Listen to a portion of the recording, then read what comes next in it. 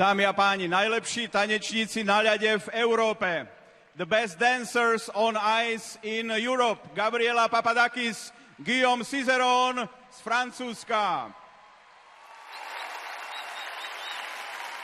Po krátkom programe, po krátkom tanci ste boli druhý, ale v tom voľnom sa vám podarilo dostať na prvé miesto. You were second after the short dance, but you prevailed in the free dance. How was it possible?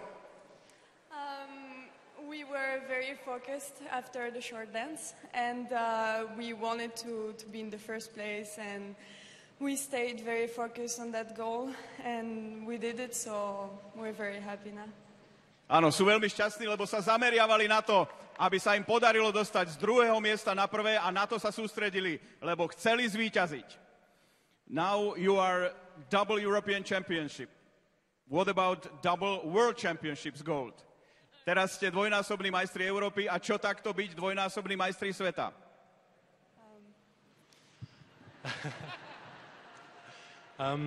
Of course, that's the next goal.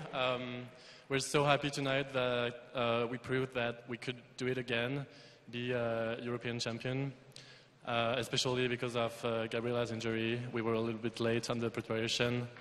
So now we just want to enjoy the rest of the season and thank you guys for all the support. Áno, veľká vďaka od Guillauma, lebo Gabriela bola zranená a neboli si istí, ako to môže dopadnúť.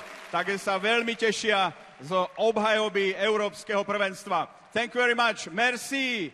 Gabriela Papadakis, Guillaume Cizeron, najlepší európski tanečníci na ľade. The best dancers on ice in Europe.